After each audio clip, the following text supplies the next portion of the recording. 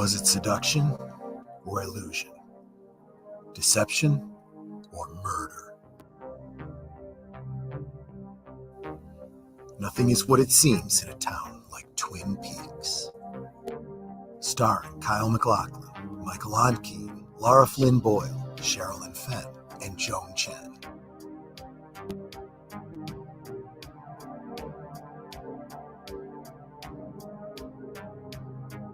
And now you can fall back into the mystery, or begin your search for the first time every Tuesday night with a new episode hosted by a panel of superfans. Watch live for the audio commentary.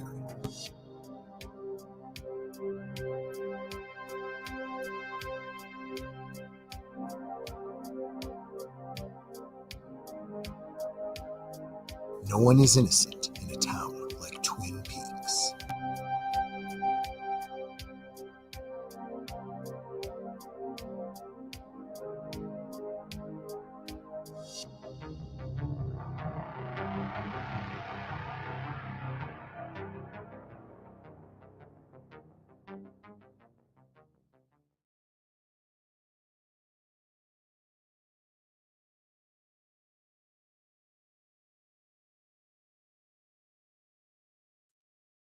Good evening, ladies and gentlemen out there in YouTube land. I am Deleted Scenes, and I would like to welcome you to Live from Sparkwood in 21. This series chronicles the cult classic 1990s television series Twin Peaks, created by David Lynch and Mark Frost. We have completed the first 2 seasons, and as all of you know, there were 25 years that passed between season 2 and season 3. And in the intervening years, Twin Peaks fans created their own films to keep the story going. Tonight, our panel of super fans will discuss some of them. Joining me tonight, Troy Pacelli. Hello, hello. Netters Network. Good evening. And Aged Boomer. Hello. All right. I would like to say hello to those of you who have been waiting patiently in the chat. We had to make some changes backstage, and we're going to go into that here in a moment. I want to say hello to FKHC 2005, sometimes known as Tim, tired midnight blogger, channel member Curtis Shelby, faithful Blue Wrench, the bird woman of YouTube. Watch out for her second channel, Fluff Chick Productions, Connie Cleary.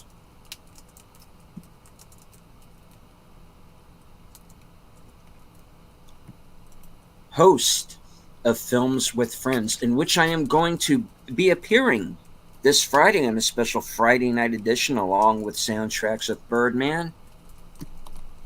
The creator of the 10-word review, Big Al Presents.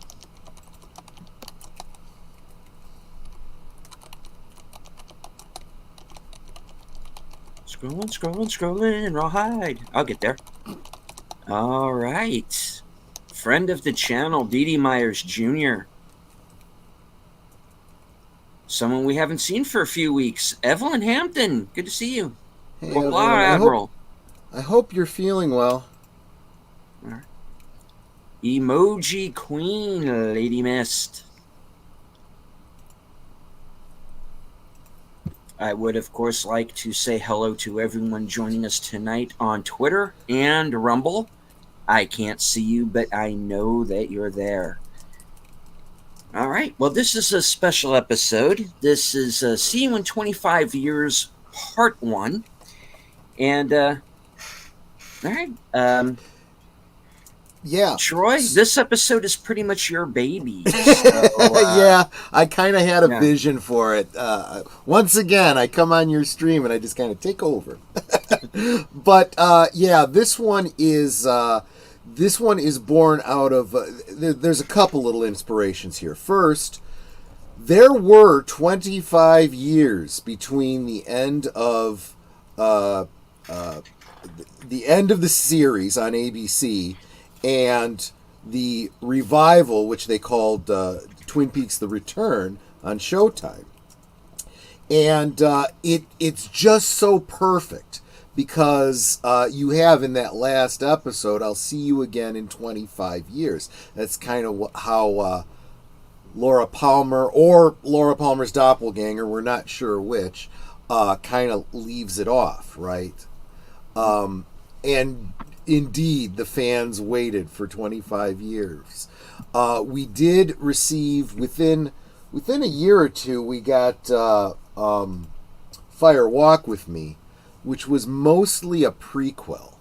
So it did help us digest the first 2 seasons and, kind of solidify our theories and our headcanons about it. But we had this long gulf. As you know, because I've told you all this before, Netter and I used to go, if not annually, then semi-annually, to the Twin Peaks celebrations in Snoqualmie, Washington.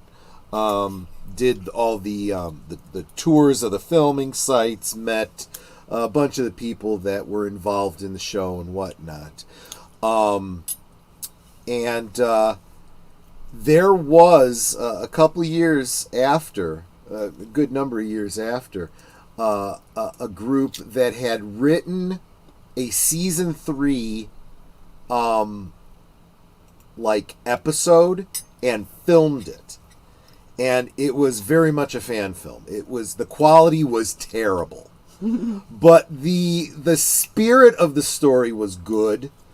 But it was also written as you would expect a David Lynch fan to write it, not wanting to step on canon in any way. So they didn't really very much advance the story. I don't have a copy of that film, but I do have a copy of the script. I'll have to find some way that I can share that with you guys someday. But obviously we put all that aside because we now have a 3rd season. But I do have a few shorter little elements to share with you tonight. That's why you got the Cosme link. Flappy? Yes, including, we're going to start with Flappy, in fact. So there are 2, I'll call them fan films. And the third is a series of commercials that were Twin Peaks themed for Georgia Coffee that were only aired in Japan. And we'll talk a little bit about those as well.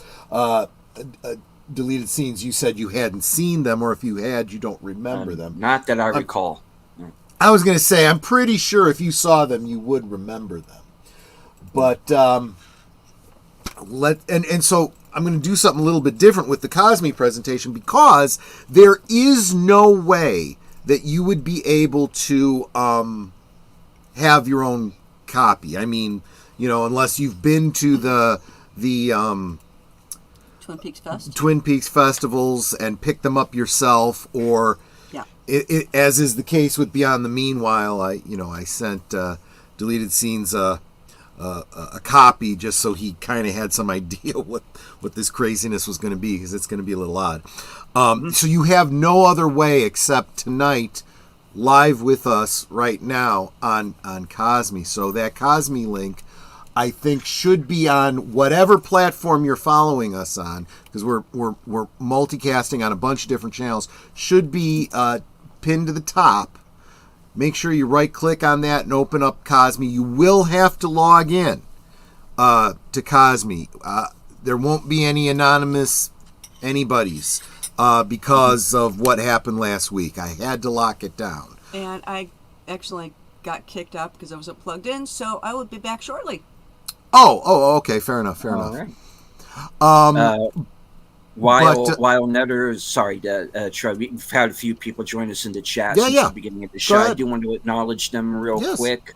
Our pal joining us from the UK, Shadow of the Raven, Nevermore. And here on time this week, you got the notification. Nate is here, so I can't have the show without Nate. So I'm glad to see you. All right. I get the impression that Nate does speech to text, and she. Oh, Hold Okay. on, thanks. I get the impression that Nate does speech to text, so we get some funny homonyms and or homophones, excuse me. But I do find this one. I am sleeping on a strawberry, banana, and caramel milkshake. I know you mean sipping on it, but sleeping on it is very, very humorous. It's a great little visual. right on. But anyway, yeah. So last week we had a troll, and realized that I had to lock down the security on my Cosme so that we don't have people like that just filtering in.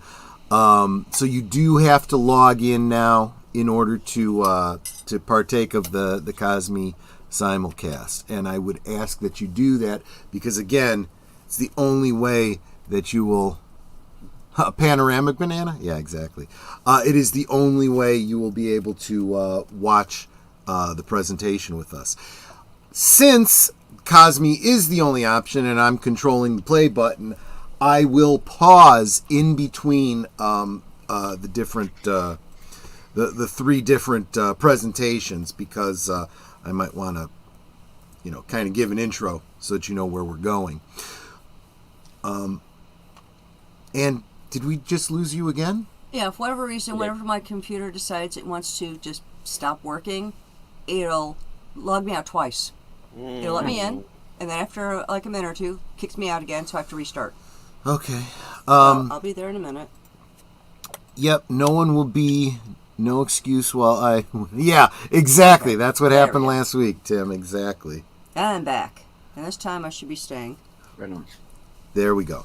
So the first item that I have up, I've been talking about for weeks now. I think you can tell by his icon right now. Aged Boomer's been very excited about this behind-the-scenes biopic of Flappy. Yes. The face you see at the beginning of absolutely every single episode.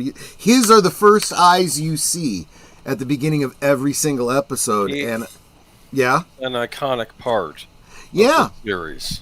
And I don't think even a lot of people even know his name. So we're gonna have to get into this little bit of a tragic story. Oh, wait a minute. After all those anecdotes that Boomer told about Flappy, they don't know his name?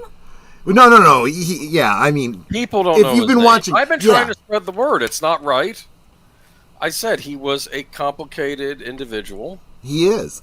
And I don't even think even you realize all of it, Boomer. So I'm going to go ahead and get this queued up, and play this with you. And I'm probably going to want to give a little bit of a trigger warning. Connie, I know you're a bird woman.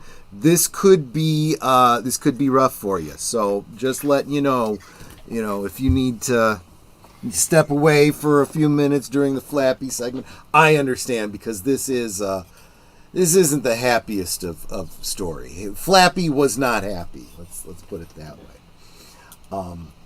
But are we ready, deleted scenes? You want me to get ready to kick this off? We are ready. All right. Let me just make sure I have the right mouse here. Yes, I've got the right mouse. So hopefully you guys are all in Cosme with me. The link is up there at the top of the chat. Right click on it, log in, and we will get started in 5, 4, 3, 2, 1, play. Don't know why I'm doing a countdown. It's not like you can sync up with me. Someone might have a copy. Could be.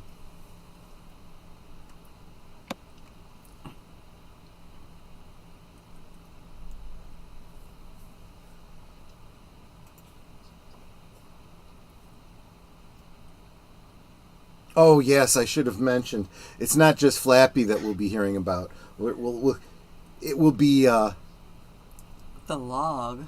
Yeah, the log is speaking. Exactly. Mr. Log Lady. Right. physically lightweight.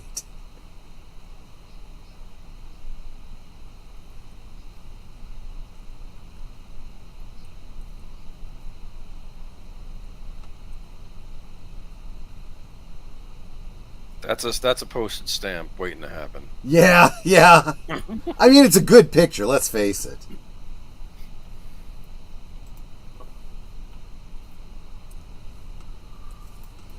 The birds sing a pretty song, and there's always music in the air.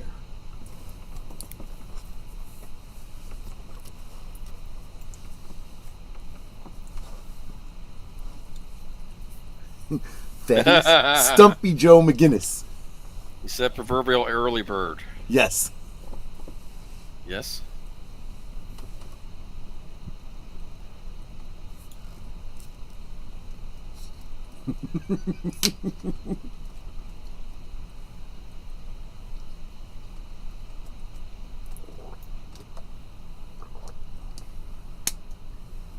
Look at that.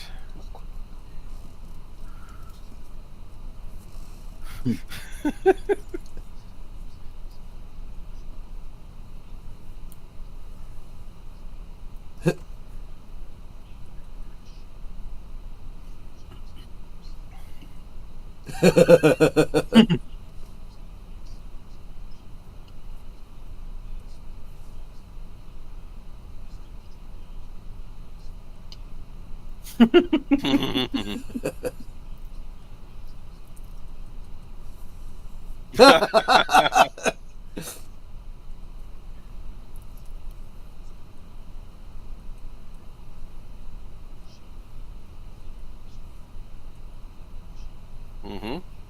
Oh, really? I heard about this, yes.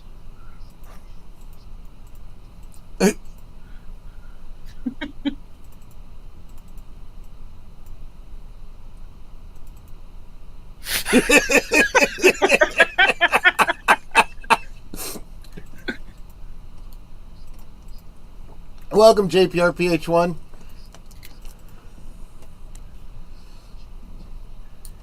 Oh. Yeah, deadbeat dad.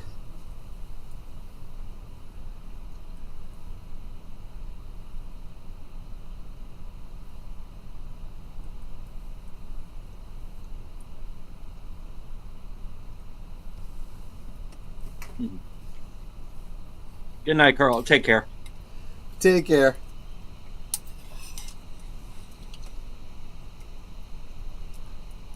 Look at that.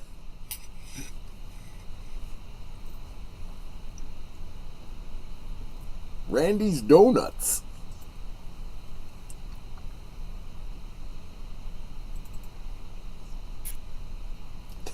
There's even a mic on the log.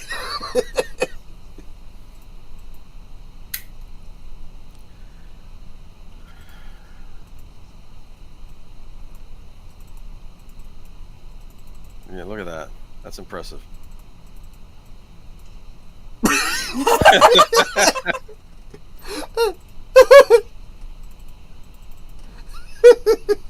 Could have been a star. Right.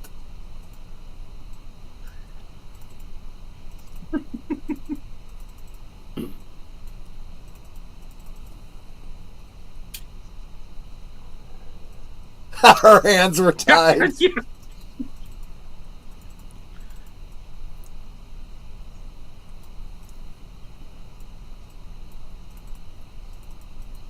Hey. Oh, Hey.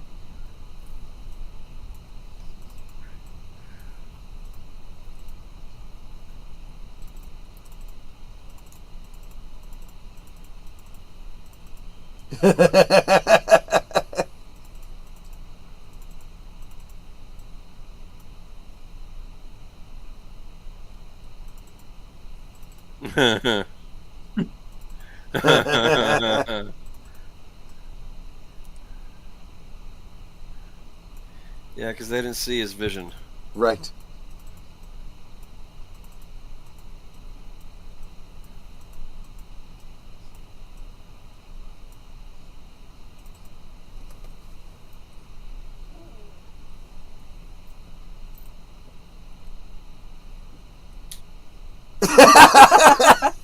What? God.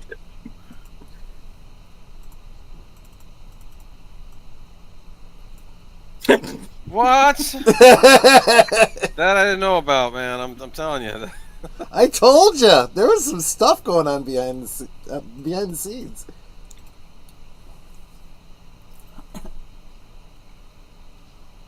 Oh.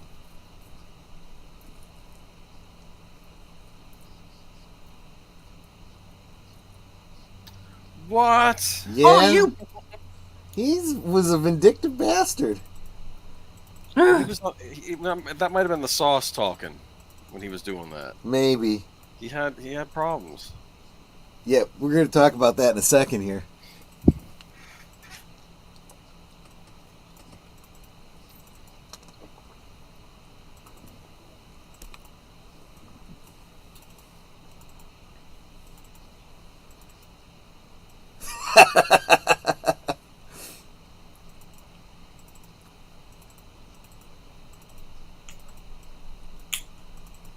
Right. This.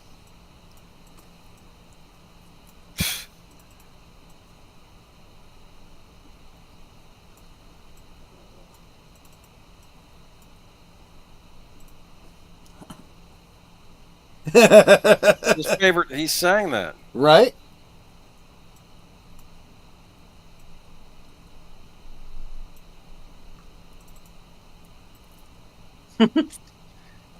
His favorite karaoke song. Surfing bird.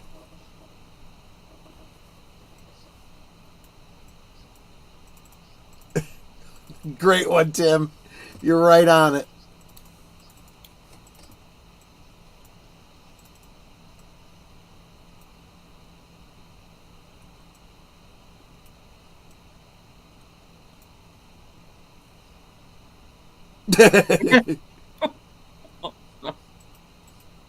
Nestless.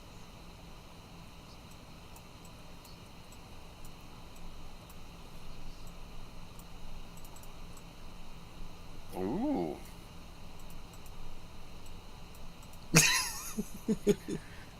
Don't laugh. This is a reenactment like they did on America's Most Wanted. Right, it is. Okay, this is not actually the bird. They couldn't find her. Yeah, reenactment. Yeah, reenactment. Yes. See, you were right. You know your stuff.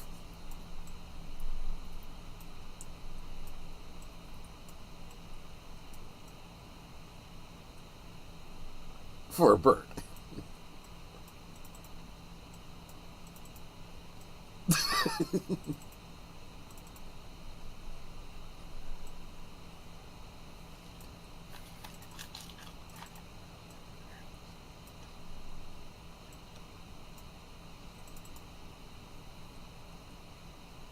Flappy.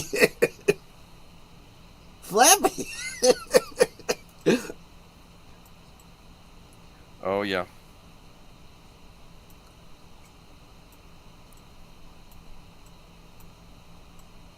Well, yeah. Yeah.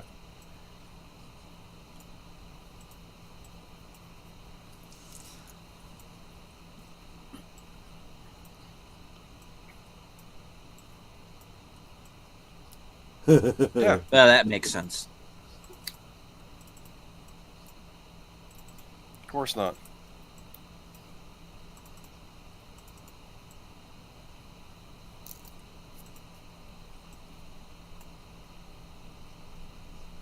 Not him. That does look like You're him. going with the whole Jim Morrison theme, aren't you? Yeah, look, people have seen him since. I'm just saying.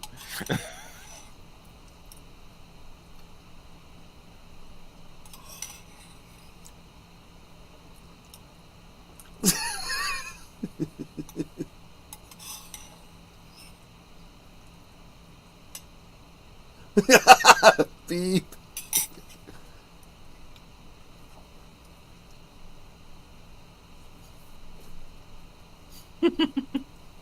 Ew.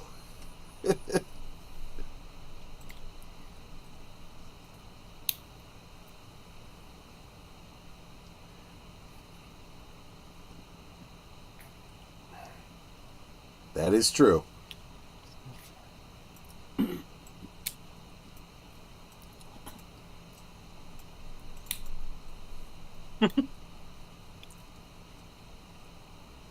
Yeah, it's BS, man.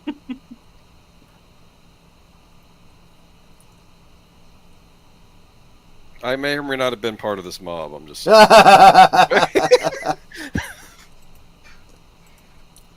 It wasn't them, it was Giancarlo Esposito. There you go. Kyle Tweed.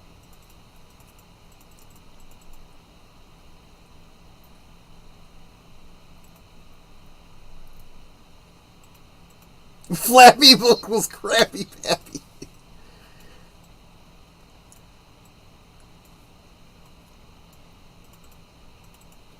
You know something? You're a coward. That's what I want to Who say. died and made you Dwight Yoakam? Yeah. Yeah. Oh, don't get me started on Dwight Yoakam. I remember Sling Blade.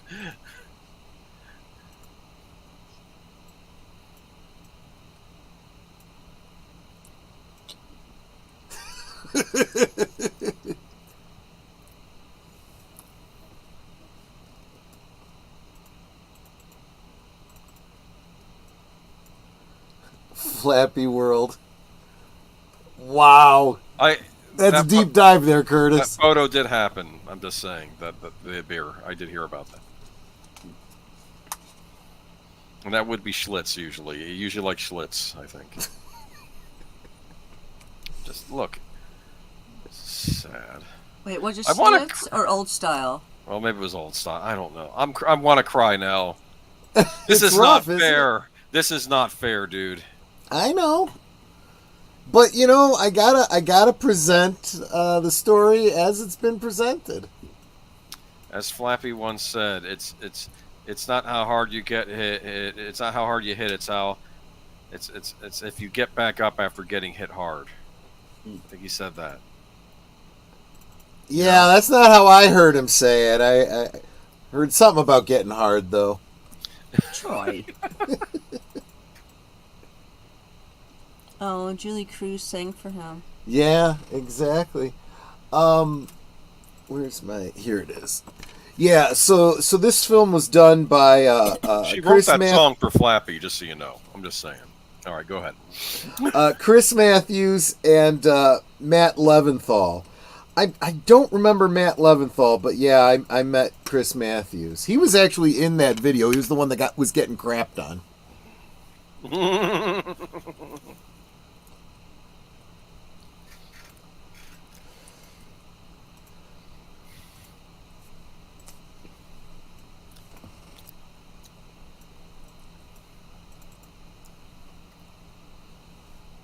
It was obviously filmed in and around Snoqualmie. Just like I have a said. tear running down my cheek right now.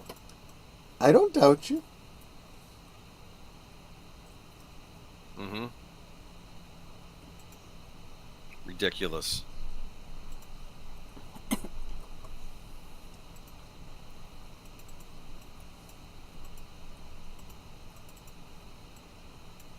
That town chews you up and spits you out. It really does. I'm going to let it play. We are going to now go into another one.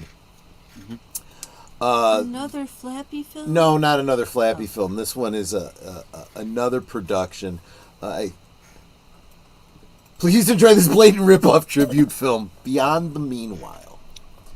Dedicated to David Lynch, Mark Frost, and the world they created. I am probably going to pause because I don't read very fast.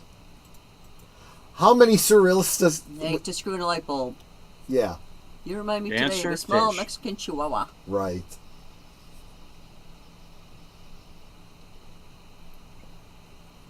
I don't like this. This is a Loud? surrealist piece. This is Akira Kurosawa's Dreams? What is this?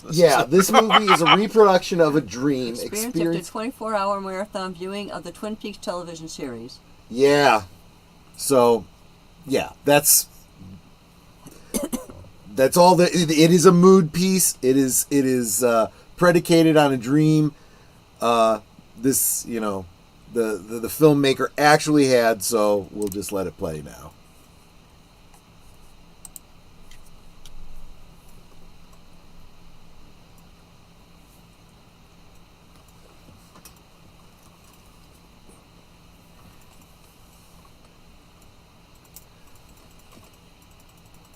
And forgive me, but I will be right back.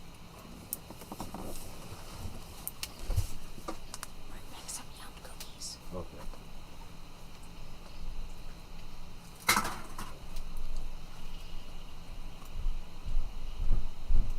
Whoa.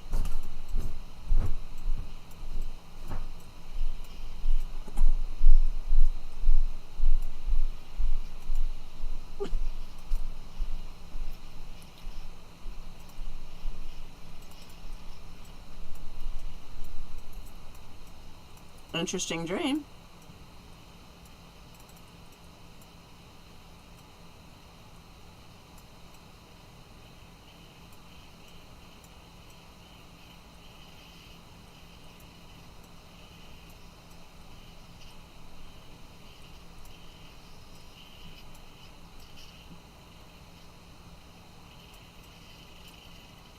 Whoa. I wonder if I like this. I don't like the noise. Is this Skinamarink again?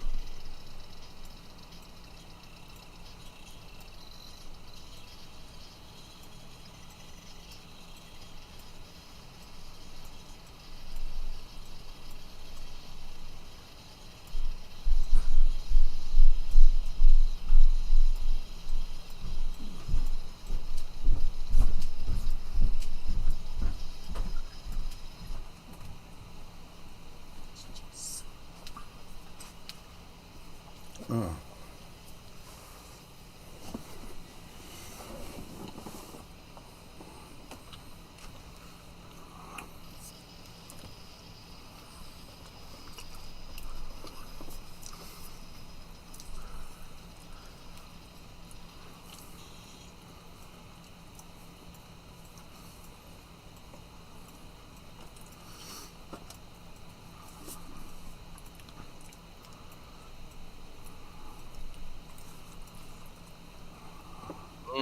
Mm.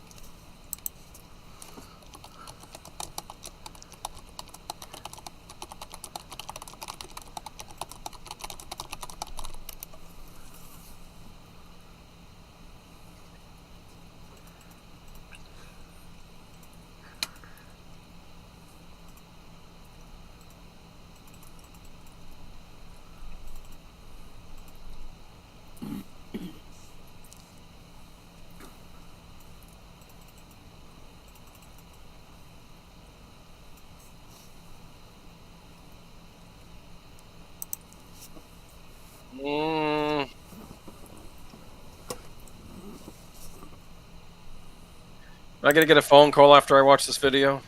Just tell me 7 days. Yeah, maybe.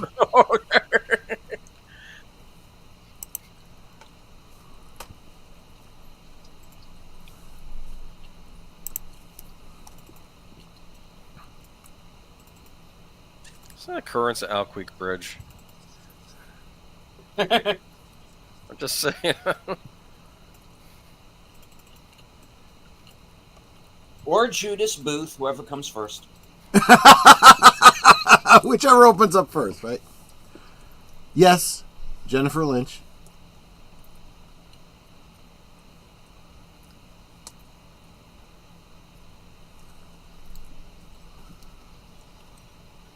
Perfection. Or Alan Smithy.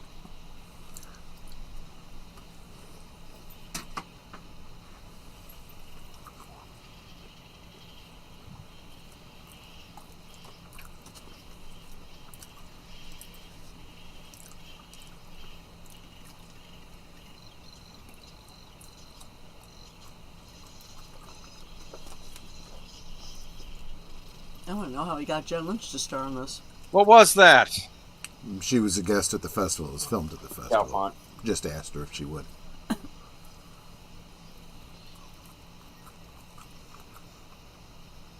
The woods.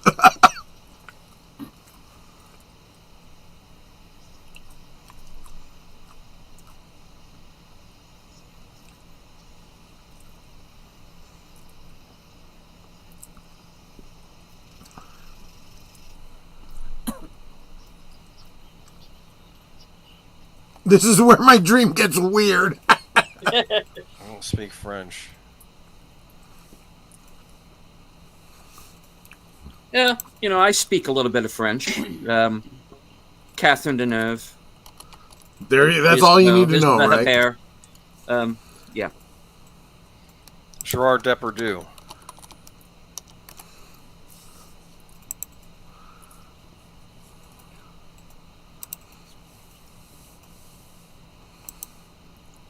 Clean up your apartment.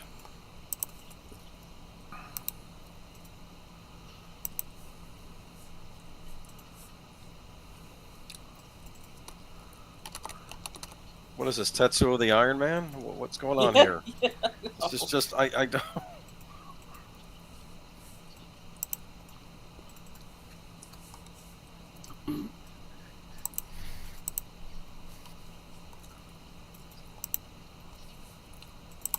I don't like slurping sounds, man. That's probably why they're doing it. I don't like it. It is meant to be slightly off-putting. Did this originally? Slightly? What is that? What is that? What was that?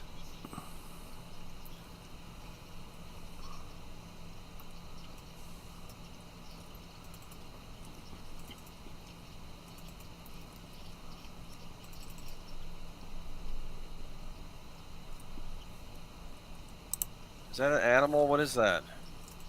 That's a guy.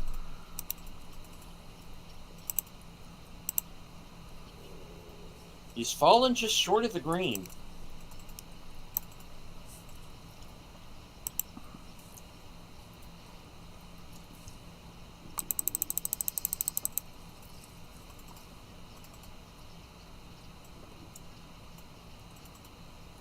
They sound like bugs skittering around. Yeah, that's probably intentional.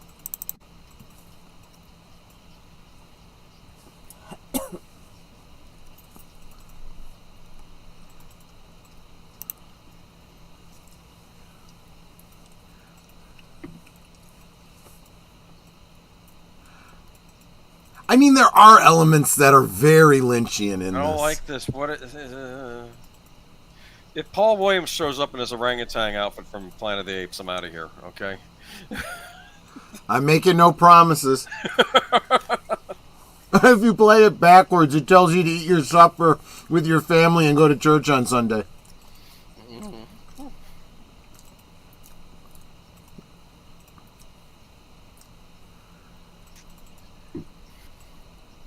Which Spider-Man timeline is this in?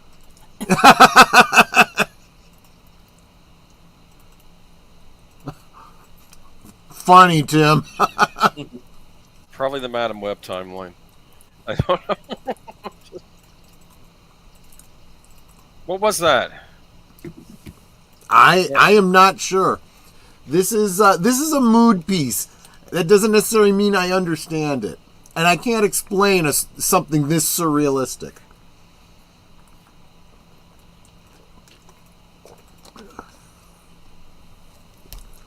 Okay, Madam Web universe. Okay. I've That not would seen- explain a lot. I came from nothing, less than nothing. My family had nothing. Now I'm going to steal a spider and kill a pregnant lady.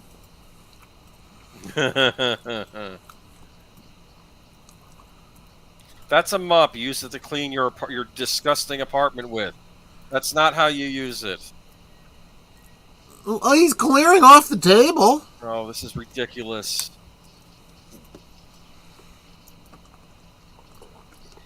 Is he controlling the mop, or is the mop controlling him, though? Ah, good question. Yeah.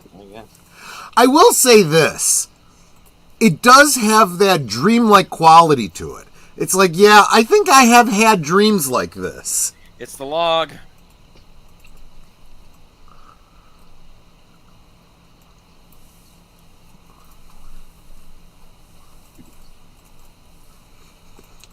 I think the log murdered Flappy, now that I'm thinking about it. Yeah, Hunter Biden sees the world this way. Yeah, right, exactly. Oh, God.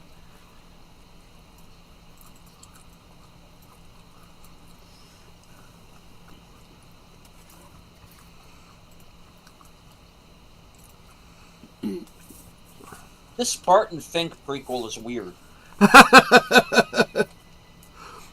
See, I thought it was an Eraserhead sequel. Ah, well, there you go. I remember phones like that. Better pick it up. The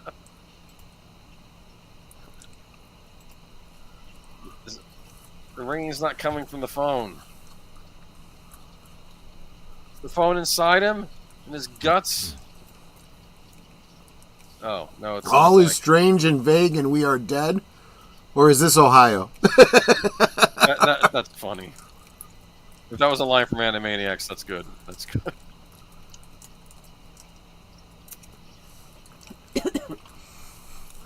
You ever had a dream like that where the phone is ringing and even though you've picked it up, it won't stop ringing? You know, I've never had that's that annoying. one. No.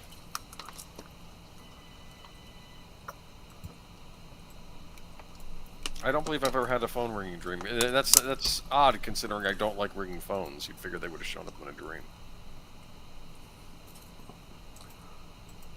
It does Or that sound a dream little where relevant at first, yeah.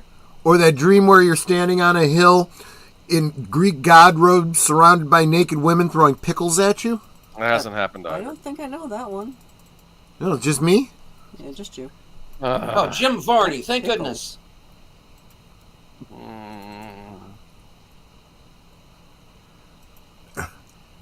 Be funny if the Ernest movies take place in the David Lynch universe. Right? It would explain a lot. I always wanted an Ernest Pee Wee Herman crossover. That would have been awesome.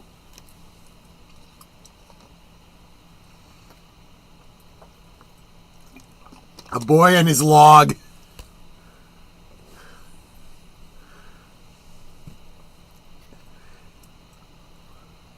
What is that? That's did I just a character see? from Fire Walk with Me. I don't know. He's dropping a log. I thought he was reading Cosmo. This is where my dream gets weird.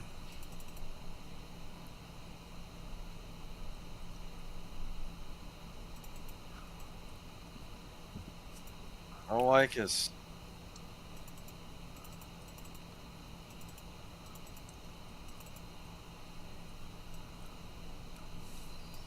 What the heck?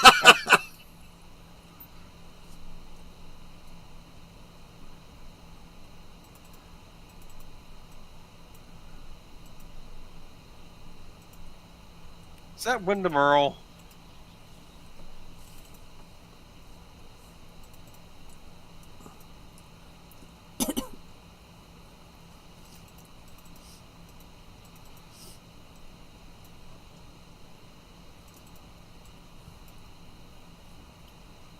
The heck?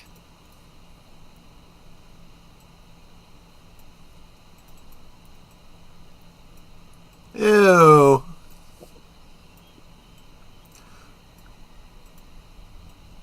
Coffee, donuts, or pie? Why is it or?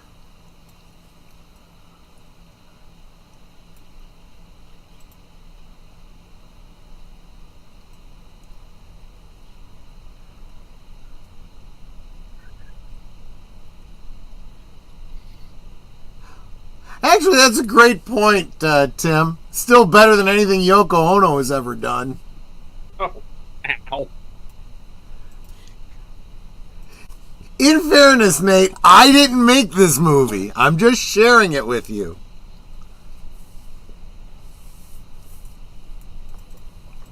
I feel like, in a way, after watching this, Twin Peaks doesn't seem as weird.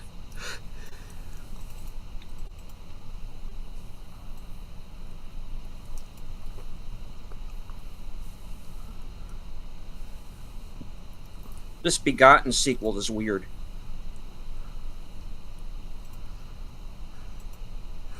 Yeah, I like the way Curtis Selby says it. Yoko Ogoth. It sounds like a great old one.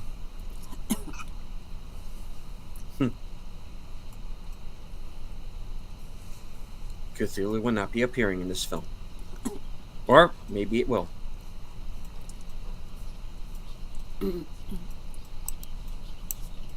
What?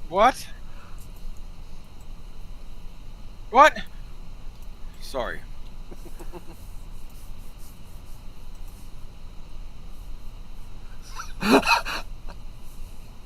I have just officially sold my soul to Stan.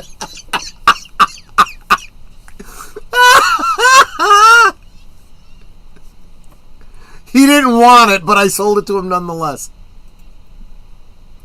Let her in.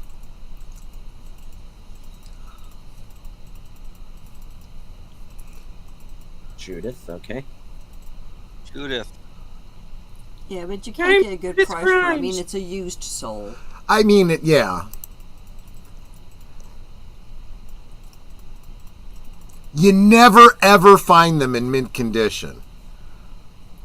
Mm-hmm. Well, maybe around the Planned Parenthood clinics. Ugh.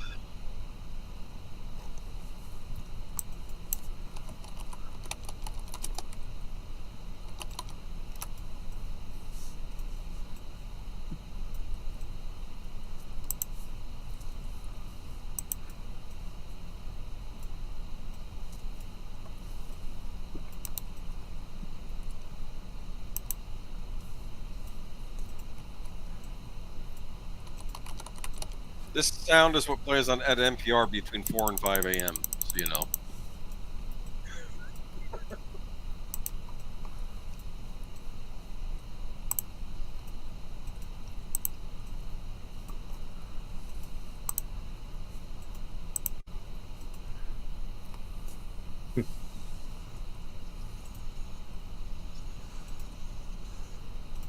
Oh, okay, there we go. Did you post that in the Cosby thing, Troy?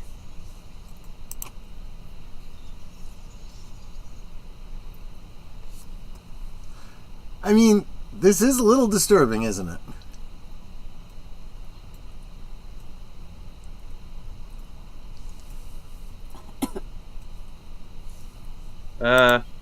Troy, I have a question. Yeah. Are we dead? Huh.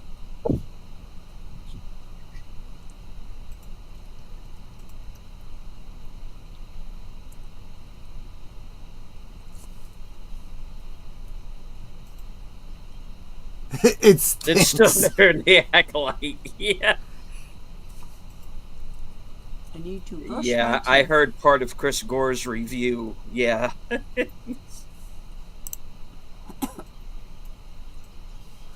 Star Wars, 1977, 1983. Maybe this guy with the hoodie can help. Oh, here's our Al Strobel, of course.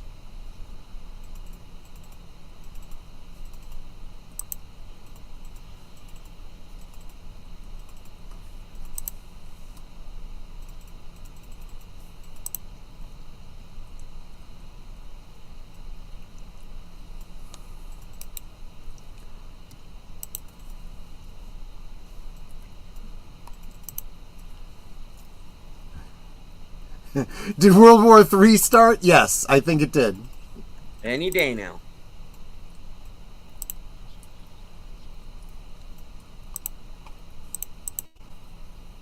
This a new Gillette ad? No, it's the guy who was stalking Bjork.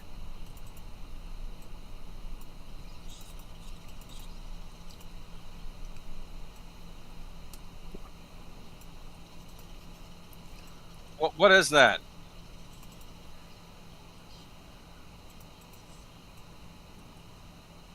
What? Soap in his sock barely leaves a bruise. Say that to Vincent D'Onofrio. Ah, here we are. Back at the hotel.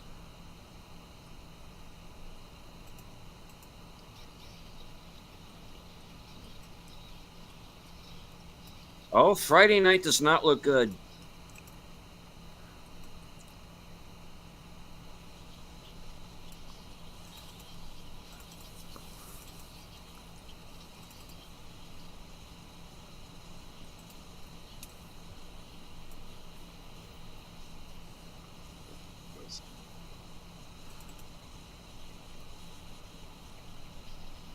This is the missing footage from that Nine Inch Nails video that got banned. Man behind a mask.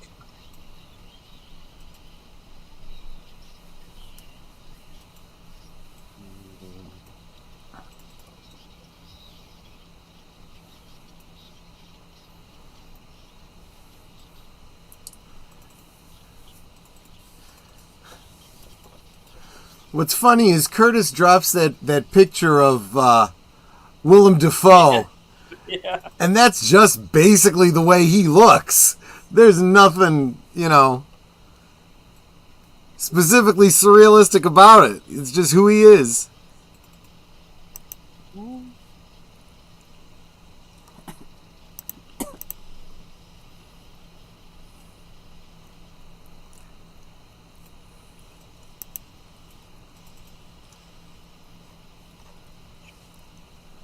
Is that fillet of sole? Could be. New shoes.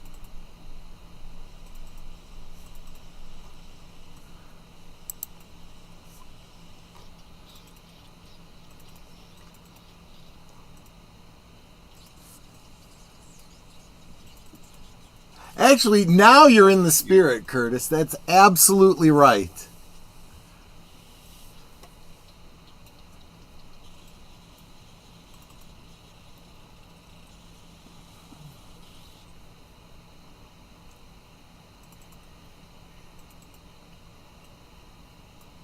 What?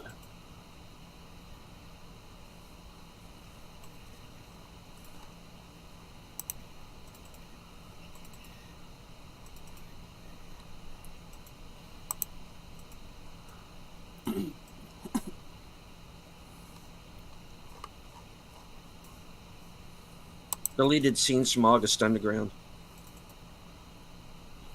Puts the lotion on its skin. Or else it gets the hose again. Yep.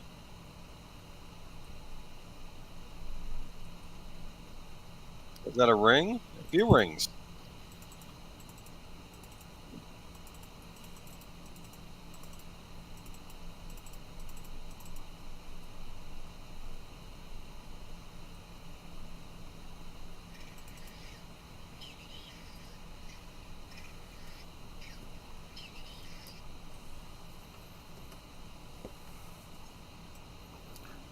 Soap in a sock, right?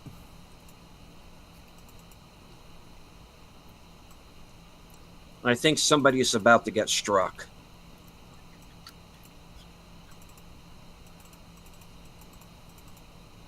This is just another Tuesday for Kathleen Kennedy. Yeah, exactly.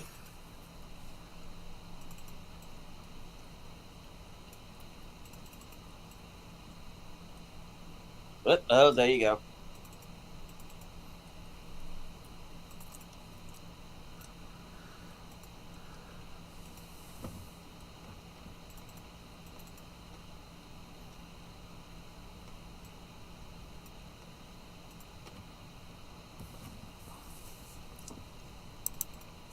This last broadcast sequel is weird. Evelyn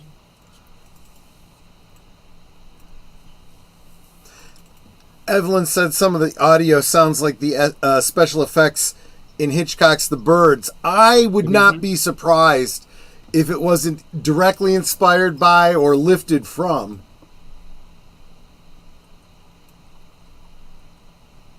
Curtis says, this is dangerously close to having a plot. Well, that's the thing about dreams, isn't it? They're non-linear. Whoa, that looks familiar.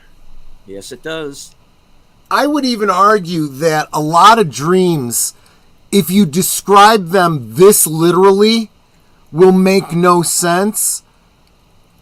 But there's more to it than the actual visuals. You know, it's like you have an impression of what it means to you. A feeling.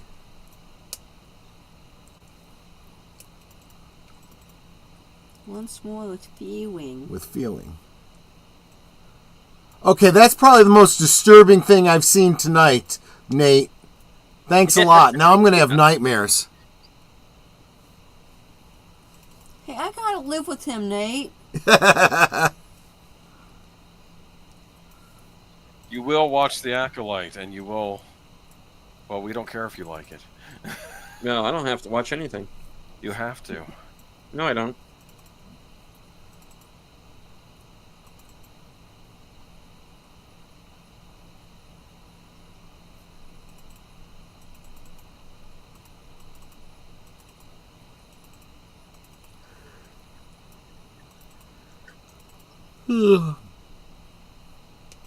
Yeah, The Acolyte is described by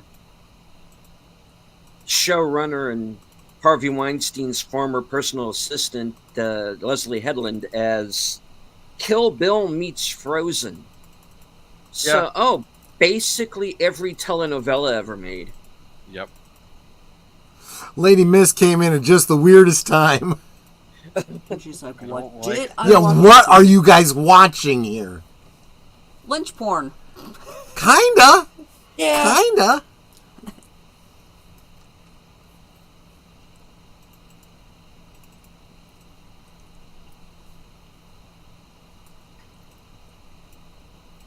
No shit.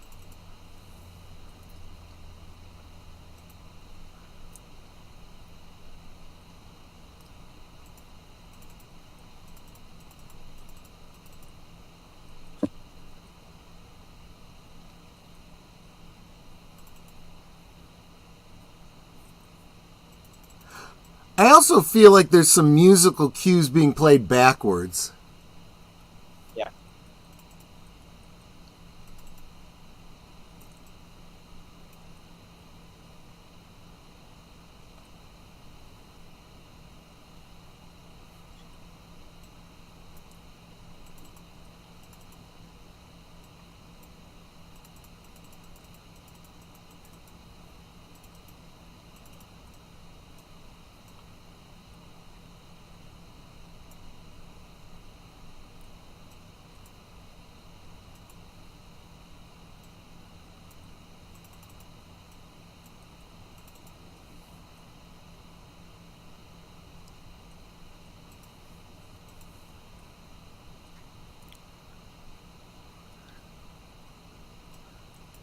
Ew.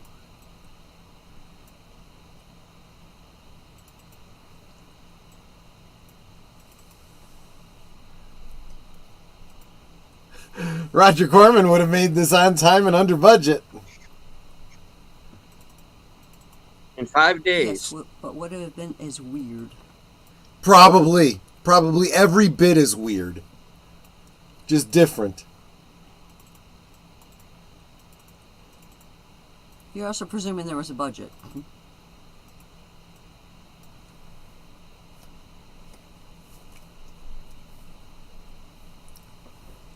Yeah, I'm guessing there really wasn't. This was filmed at, I can't remember if it was one or more of the festivals. I think one in particular.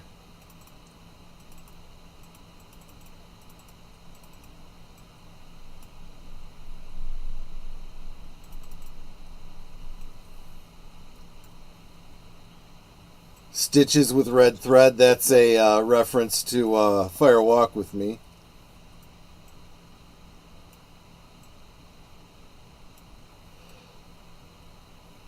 So there's the Twin Peaks. Yes, exactly. Might have been a little bit chilly in that bathroom with all that, corn syrup on her.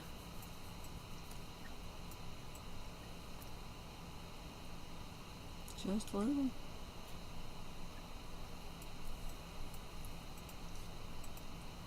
Rock and roll.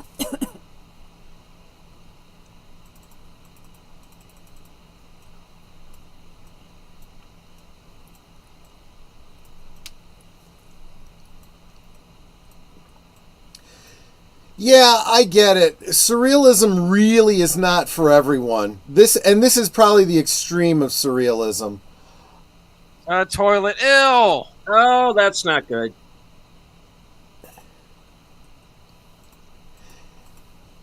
And honestly, if nothing else, it's more experimental than anything. I don't think Brian ever claimed to like really be a filmmaker. He just wanted to try his hat at something.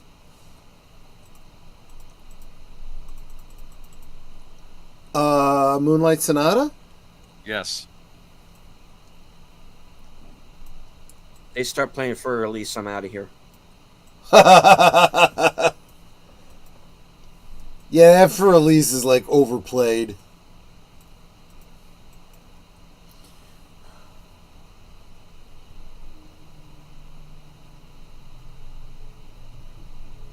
You could tell that's a motel bathroom.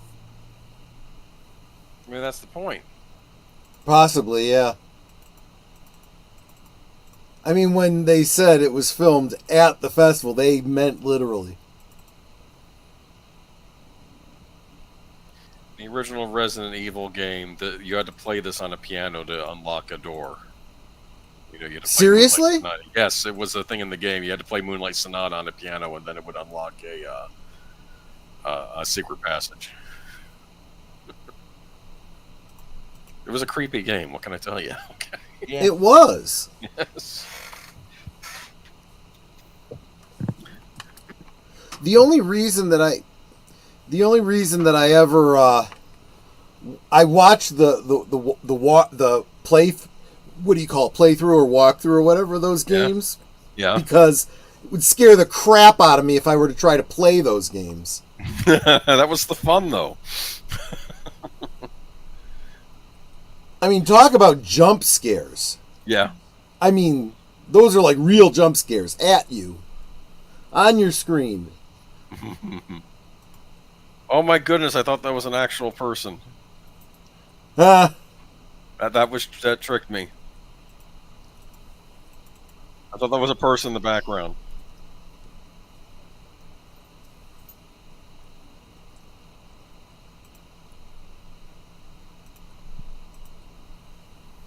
Okay. It's true, he doesn't.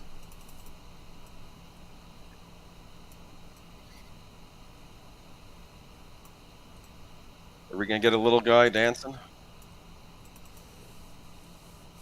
I know, but maybe a guy with one arm.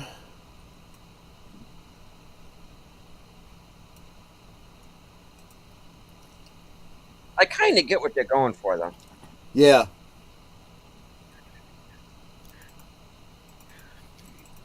This film was about death. I still feel like this is an Eraserhead sequel.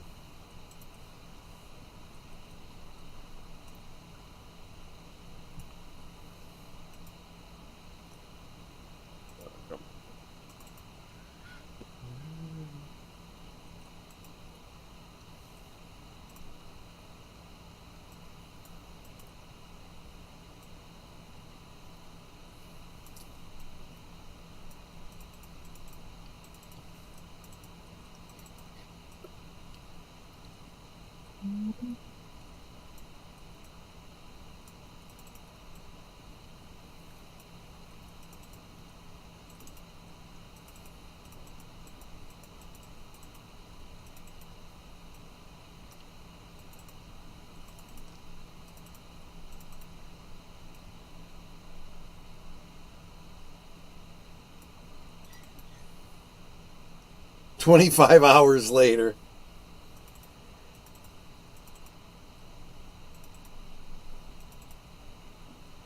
No. You were not in the 25th hour. That was Edward Norton. I like that computer monitor. Oh, welcome, Shadow of the Hawk. Sorry, I was a little caught up in the surrealism.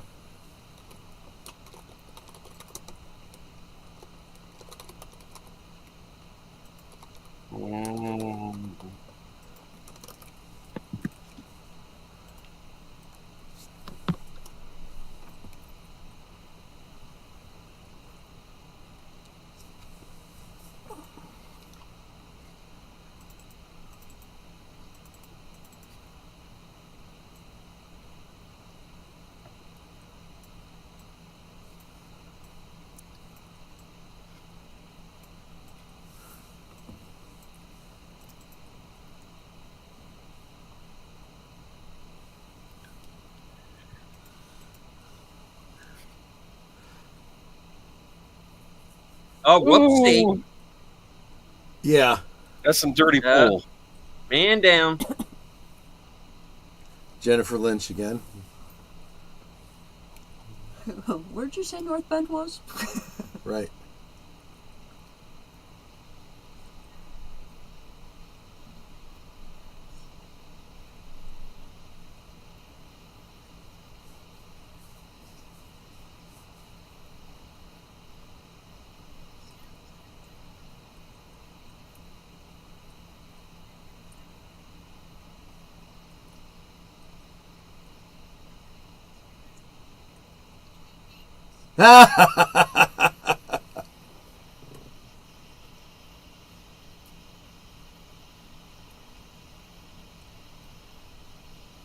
I think that rushing sound is a waterfall.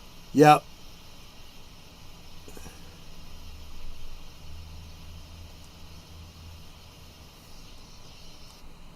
Okay, too loud.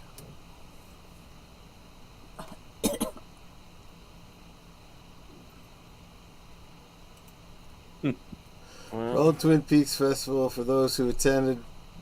Oh, okay, that went fast. See, I meant to. It goes too fast for me to even pause. These TV spots aired only in Japan and usage Yeah. as a special feature in this release is approved by Coca-Cola Japan Company Ltd. What? Okay, hold on a second. Yeah. Can I make a comment on that thing you just showed? Yeah, that- Beyond the if that- Meanwhile, If yes. that was a German director, he would have asked, "Do you like?" I don't care if you like. Remember that? Exactly. From Let the- me, real quick. That was from the Quake 2 commercial. Yes, because you see, this was the first time that I tried to kill Klaus Kinski. You see, he refused to come out to do another take. So I went, Klaus, we have to finish this movie. I mean, we've been filming it for 2 years. I am slowly going mad as you are. Just please come out and finish the take. But no. So I had him kidnapped and taken to the set, and I forced him at gunpoint to finish the film. And that's exactly how this was filmed, Sorry. I think. Hold on just a second. I want to get back to, if I What are you can. doing here? I was just trying to get to the text. Yeah, it doesn't do Just it. before that. I know.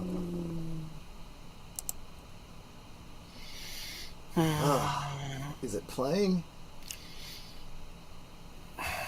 It's not. Just Yeah, run just go from from there. Waterfall, because it's right after that. I'm trying to. It's just not unpausing, and I don't know why. Oh.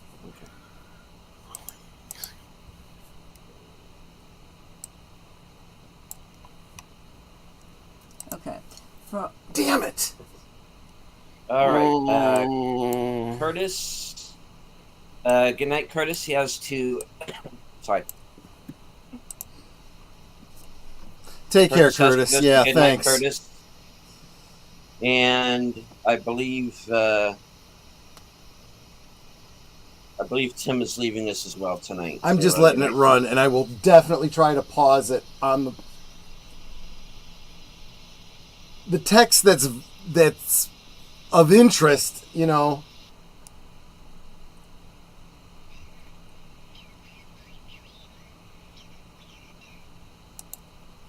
Okay, for all of the Twin Peaks Festival, for those who attended past festivals and contributed, for Twin Peaks stars who contributed. And this is where I wanted to point out that it was very obvious that Jennifer Lynch was in it, but apparently Jan Darcy and Al Strobel also made appearances. I am not sure at all where they showed up in that craziness. Oh, I know. Al Strobel, I recognized him. I don't know who. I guess Jan Darcy is in season 3 because I'm not familiar with her. Jan Darcy is what's her name? Oh crap! Came down off the bridge with the bindings on her wrists. Phoebe Augustine. That's Phoebe Burnett. Augustine. Oh, that's right. Jan Darcy. Who? Which one was Jan Darcy? I don't know. No. Oh, wait a minute. Jan Darcy is she's the one that played Flappy's girlfriend. no. Ben Horn's wife. Oh. Oh. Okay. That's I who it keep was. forgetting about her because they barely show her or reference her.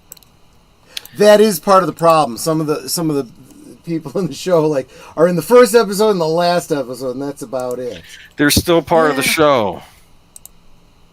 And Well, for yeah, non-Fest but- Twin Peaks fans who contributed because they felt the idea was cool. Okay, so now are we playing? I don't know. Yes. TV spots.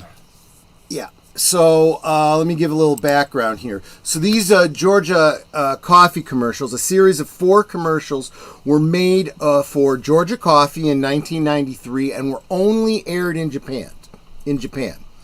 Filmed after Twin Peaks Fire Walk with Me and directed by David Lynch, they feature a sequential story in 4 parts with Dale Cooper as the main character.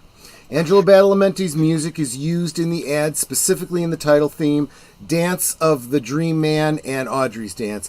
Despite being aimed at a Japanese audience, most of the dialogue is in English, with the exception of a few Japanese lines by the characters Ken and Asami. Originally, a second series of 4 were planned, but Georgia Coffee Company, unhappy with the first series, canceled them. So let me go ahead and play them for you because many of you may not have ever seen them. I want to watch this. I It's like a have lost season. I have a feeling I know where they're going with this.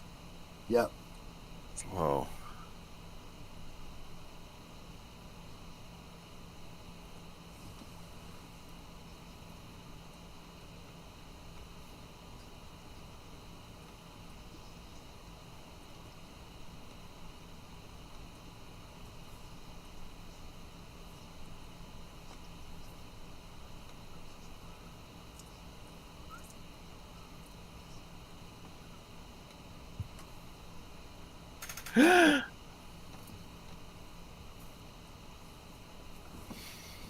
It's like a lost season. Yeah, it kind of is.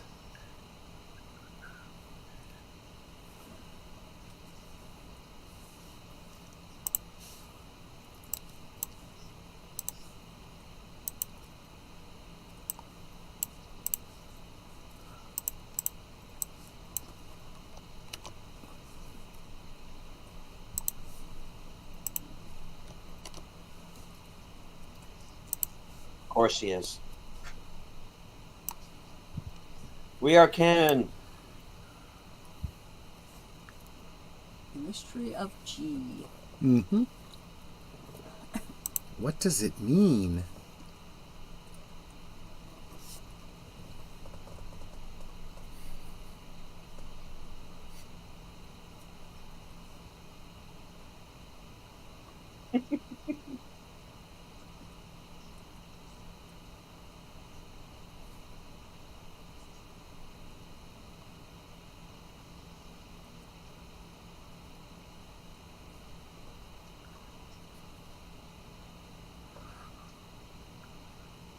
Here we go.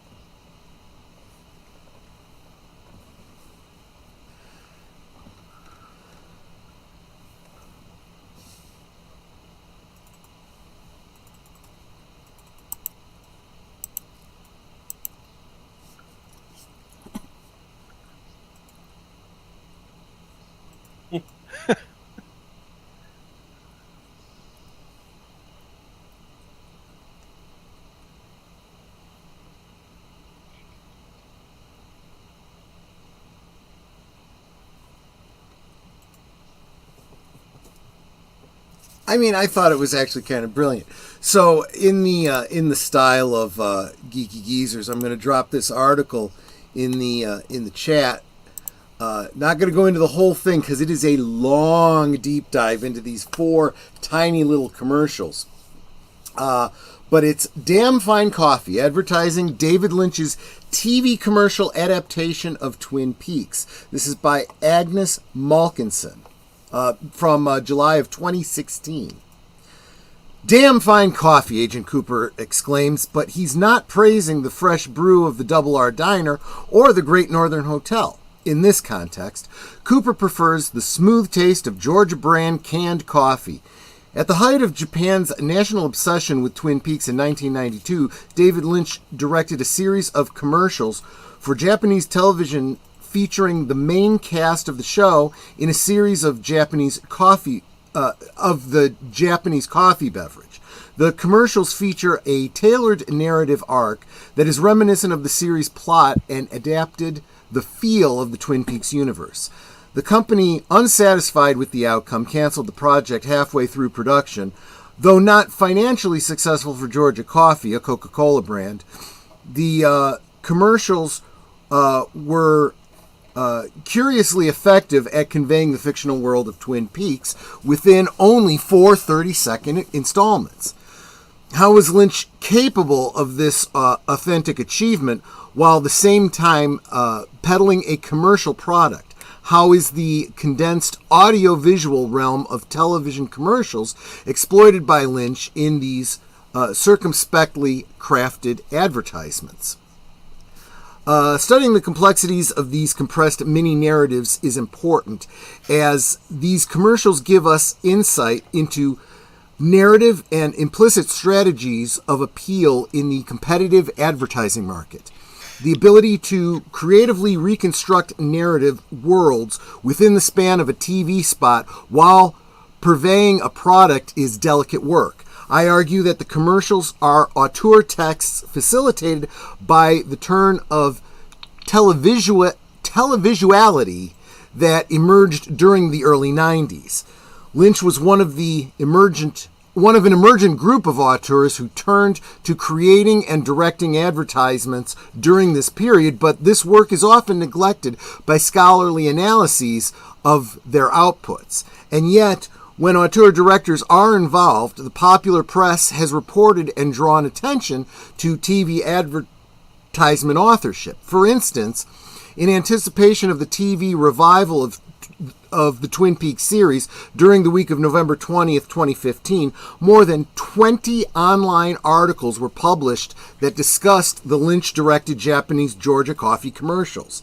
The framing of the commercials in these articles presented them not merely as advertisements, but also as auteur texts. Some of the headlines labeled the group of ads a mini-series, mini-season, and reboot. The popular treatment of the discovery of the commercials situates them squarely with Lynch's body of artistic audiovisual work. Now I'm going to jump. There's a lot here. It gets into the weeds. I'm going to jump down to the conclusion. David Lynch's work on the Georgia Coffee commercials curiously demonstrates his creative ability to adapt his own longer form auteur work for the condensed product-oriented realm of advertising. When Lynch and Mark Frost began work on Twin Peaks, the length of the narrative was yet indeterminate, and had these coffee advertisements not been canceled after only 4, the TV commercial adapted narrative could have potentially continued for much longer. These commercials that seem an oddity were meant only for Japanese audiences, but have worked their way into the fan imaginative as extensions of the series. As one YouTube user commented on the final commercial, this is the closest we get to an ending of Twin Peaks. That these commercials can be described as a miniseries or sequel is a statement of their circumspect narrative construction through sound and image, as well as their wider cultural value. like I said, you could check out that article for yourself if you want to do a real deep dive into this. But yeah, all I can say is, how's Asami? How's Asami? How's Asami? It does seem unfair that he comes out of the Black Lodge with Asami after just 4 little commercials, and we gotta wait 25 years for him to come out potentially with Laura Palmer. This is an alternative timeline. That's one way of looking at it, I suppose. If he had just had that Georgia Rose coffee, it would have made all the difference. You know, here's the other thing. If he had that that focus, right? Because I feel like if you think about the main narrative, he comes to town, takes in the trees, you know, has a hard time getting to sleep, does all of his recordings, you know, throws rocks at trees, you know, runs off looking for the girl that got taken to One-Eyed Jack's and everything. If he just focused on the one mystery, he would have been done in, you know, a minute and a half. Yep. And if he had bad airline coffee, right? Yeah, exactly. Now, I don't know anything about Georgia coffee. I never heard of it before I saw these commercials. Do any of you know about Georgia coffee? I've never had any. All I can tell you is Japan is a fascinating country. I've not been there, but I've heard things about it. I actually got a thing of Japanese snacks once. They were interesting. You know, you can get these packages in the mail, and some of them work perfectly, and some of them I have no idea what they were thinking. You know, that's like having a big thing that looks like a giant Cheeto, but it's shaped like an ear of corn and it tastes like buttered corn. That was brilliant. I don't know why no one's released that over here in the States. Okay, this is what I got. Georgia is a brand of coffee drinks sold by Coca-Cola Company. The brand is named after Coca-Cola's home state of Georgia. Launched in 1975, it's since expanded to markets in Singapore, South Korea, India, Bahrain, and the United States. So apparently it's available in the United States. I know. You can get some on eBay. Oh, okay. And I was trying to get some from you from Sugar Mart. Okay. But I am not paying $22 shipping for 4 cans. Yeah, no. It's probably not worth it. Yeah. I do know that in Asia. Oh, a can of the original quality coffee is on Amazon for $150. Dang. I know. I do know that when I went to the Coca-Cola Museum in Georgia, and you walk into a room and they have a sampling of all the Coca-Cola beverages around the world. I don't think I saw the coffee one, or maybe it was there and I didn't try it. But I noticed the Asian countries, they were very into teas. A lot of the like sweet teas in cans. That was more what they were about.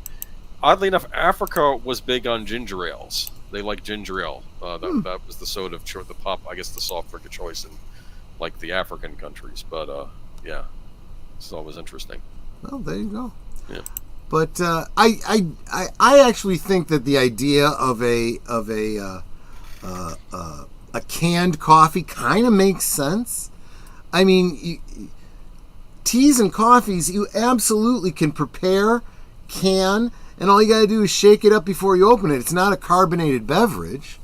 So yeah, that commercial was accurate. Those are like the size of Coke cans in Japan too. They don't usually get, like our mini cans over here. That's usually I think what their cans are like over there. That's probably why they're not as well. They probably take that whole serving size literally. Yes. It should be 1 serving per container. We don't even notice if you look at a can of soda. It says 2 servings. Then you're overindulging. Well, and if you're not drinking like a diet soda, if you're drinking, the full calorie thing, and it says 320 calories per serving, guess what? That's 640 calories in that can. Leave me alone. A man needs some vices. That 1 can of soda is more than a quarter of your calorie intake for the day. I'll have a tea after, okay? You better not put cream and sugar in it then. Gold Peak iced tea, which is also owned by. Actually, that's not Gold Peak is Coke. Pure Leaf is Pepsi. I have Pure Leaf in the fridge. Even the teas are owned by the soda companies. That is true. I don't like Gold Peak as much, though. For some reason, that seems to turn more than the Pure Leaf. I don't know why. You can tell when tea is turned. It has a weird taste to it. Well, I don't know if you're talking about tea that's been already Bottled, steeped and bottled. Okay, bottled. Yeah. Yes. So I was going to say if it's dry leaf tea. Yeah. My experience with it is it's like tobacco. Mm-hmm. After a certain amount, yes, it's a dry leaf, but over time it gets drier and drier and loses more and more of its flavor. Yeah. And no, it's not good. It's not good. Yes. And as far as tobacco goes, when tobacco gets really dry, it burns hot and it tastes terrible. Mm-hmm. But I like those commercials. They got the whole cast back. Well, not or at least a lot of the cast back. A lot, yeah, more than you would think. It's like, and I'm sure that what they did was it was just, hey, we're going to film one of those Georgia coffee commercials. So, let's just, after wrapping today, we'll just, get these scenes punched out and we're done. Or they did it in between takes or something. Japan got the best commercials. When the video game Resident Evil 2 came out, they actually hired George Romero, the director of Night of the Living Dead, and he made the Resident Evil 2 commercials for Japan. I thought that was neat. Yeah, I heard about the ones with David Hasselhoff. I know that there's a lot of other commercials with big name stars from the United States. They do foreign commercials, and they're kind of embarrassed by them. They don't want them seen in the United States. But they make big money, and, let's face it, actors are whores. I don't mean that in the traditional sense. I mean it in the professional sense. But anyway, yeah, this was an eclectic collection of pieces that I wanted to share with you. Especially that those coffee commercials, I think, kind of, and I think even the youngest person listening tonight remembers the '90s well enough to remember that Twin Peaks was, a big deal for a couple of years there. It was the water cooler talk. I remember the commercials. You got to watch this next episode of Twin Peaks or you won't know what they're talking about at the water cooler the next day.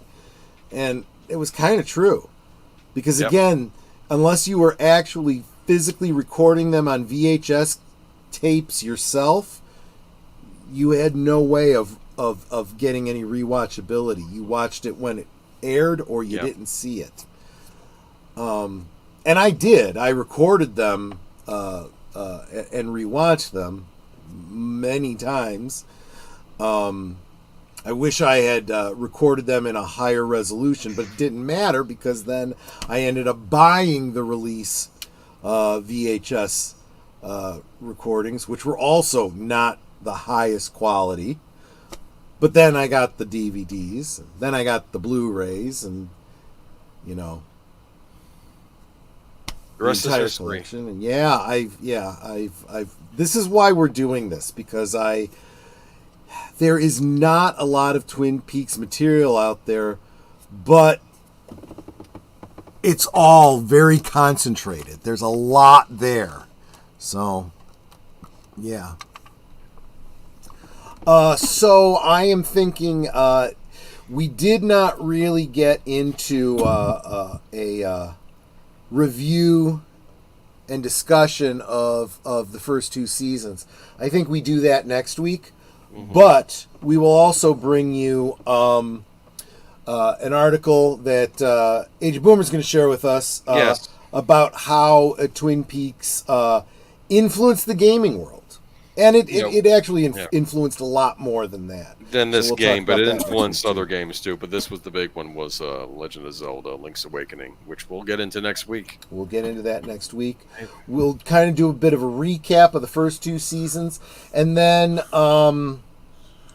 What do you think, Deleted Scenes? We go into a special extended episode where we do a watch party of Fire Walk With Me? Yes, that's right. I think that's how we'll do it then. So, yeah. Cool. Flappy documentary and the Japanese commercials was entertaining. That artsy fartsy movie was terrible. Yeah, yeah. That's the thing about and when I say okay. that's the thing about surrealism, it's the thing about David Lynch, because David Lynch is very surrealistic. Hey, Yeah. I want to say something to Geek Flag. Watch it again. Just make your judgment after you watch it again. Maybe 3 times. Maybe 3-4 times. Yeah, Try watching it in slow mo. In slow motion with the sound turned off. And at least once watch it in reverse. You might be surprised. No, but seriously, a lot of people say that about David Lynch. If the first thing they see is Eraserhead, or some of his short films, that are in the lime green box or something like that. Even some of his mainstream films, people are like, I don't get it. This guy's weird. I saw Mulholland Drive in the theater, and my sister and I were the only one left in the theater because people just gradually started walking out. They just didn't get it. They were just not happy. They were walking out. Now you talk about Clockwork Orange. Yeah, exactly. And that's well, Netter will tell you I've subjected her to a lot of this stuff too. Yeah. But the thing is, it's like so many other acquired tastes, right? The first time you're like, why would anyone want to acquire this taste? But, some people acquire the taste, some people don't. And again, if you're looking for a linear story, then almost nothing that David Lynch does is probably, to your liking. But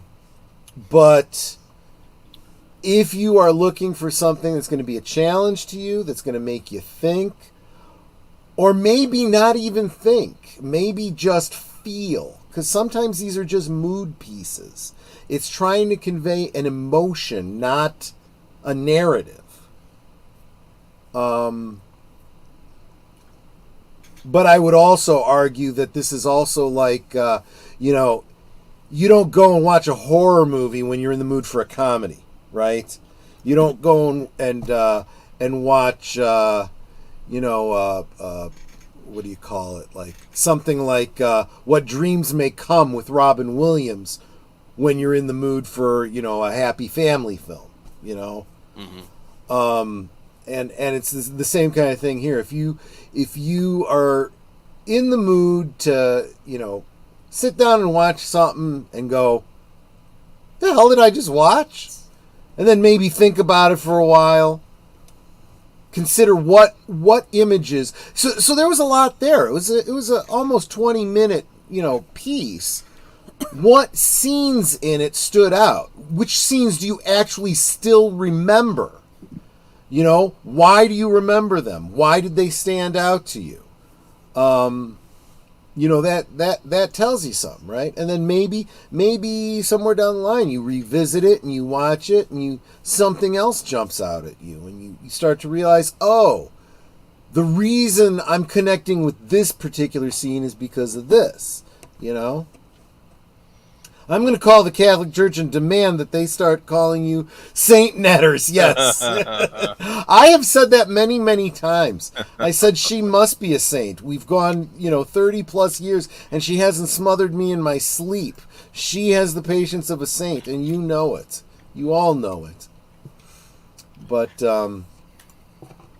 I kind of wasn't kidding when I said, after watching Beyond the Meanwhile, Twin Peaks doesn't seem quite so weird. And we are getting close to, in a couple weeks, we'll be watching Fire Walk With Me again. Fire Walk With Me is a good deal weirder than the TV show was. He's a little bit off. He got a lot more slack in the reins, when he did Fire Walk With Me. You see bare breasts. Yes, you do, which in at least one scene kind of didn't make sense to me because for Laura that makes sense, but for Donna, considering the character that we saw from the pilot episode on, there's some elements of that story that seem implausible to me for her character. We get a different Donna in this movie too. She quite literally is a different Donna, which that's a great point. It almost makes you question, is it the same Donna? Is it the same story? Is this a true prequel? Or is it like a Back to the Future kind of a thing? Well, for that matter, you could argue if The Return is a true sequel. But we'll talk about that That's later. a good point. Yeah, we'll get to that. Anyone get to watch the Queen of Hearts fan film? It picks up directly after the events of Season 2 finale. It's pretty interesting. I finished last night.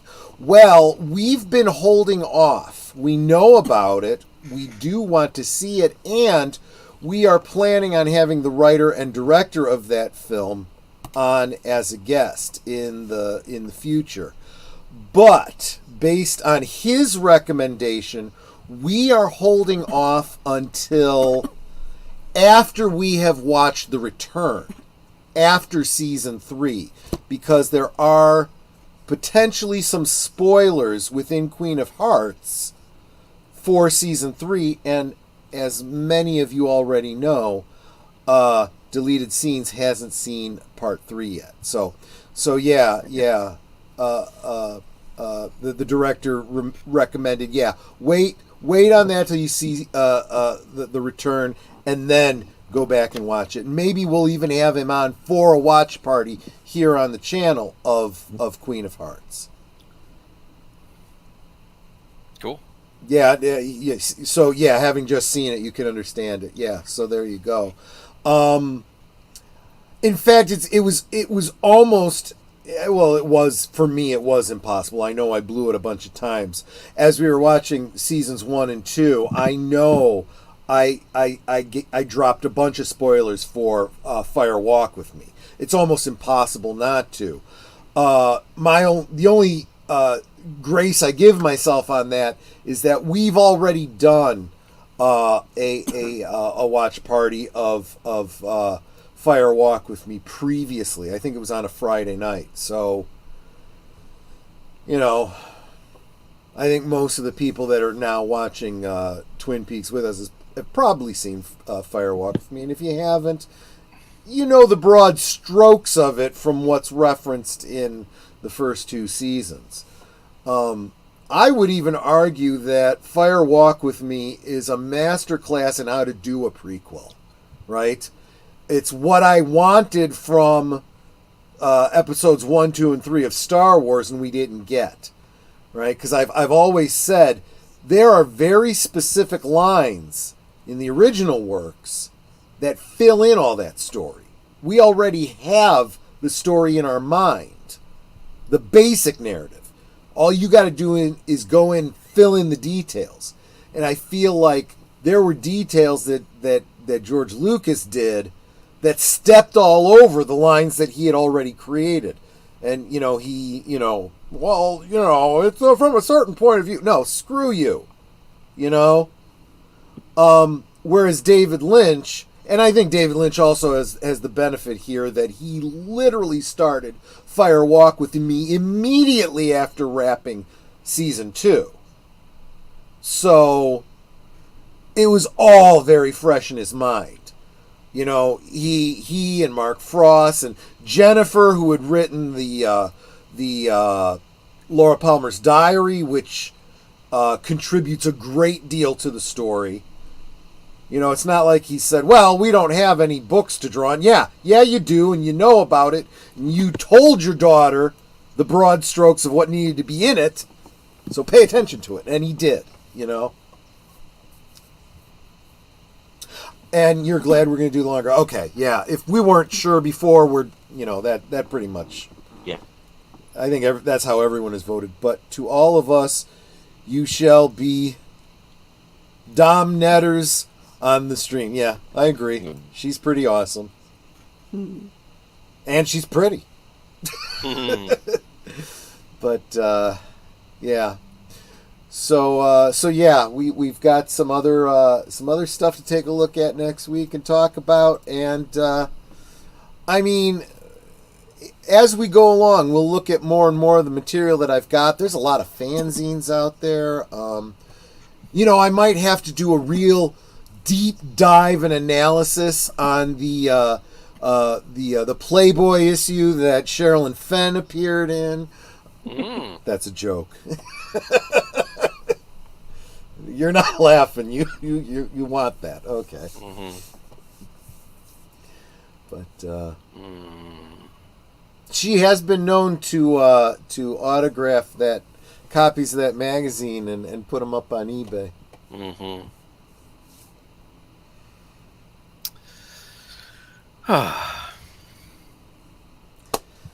So there you go. That's meanwhile, back at the ranch. Yeah. All right. Well, I think that about wraps things up for this part of Scene 125 Years. I think we'll go around the horn. Boomer, what do you have coming up? Let's see. Friday I'll be on with Troy for Last Call, and Sunday I'll be on Geeky Geezers with Troy as well. All right. Hold on a second. Knights of Old just joined us. Question: longtime Twin Peaks fan, watched all the series as they came out and recently became aware of Twin Peaks: The Final Dossier. Is it worth reading before watching The Return again? Before I answer that question for you, I need to verify what you mean. I mean, your words are clear, but I want to make sure you mean exactly what you're saying. So you have already seen The Return, and you're thinking about watching it again? Is that what you're saying? If that's what you're saying, I would say yes. That is the perfect way to do it. See Season 3, The Return, ruminate on it, see what you get out of it. If you feel that there's too much there and you need to watch it again, go ahead and do so.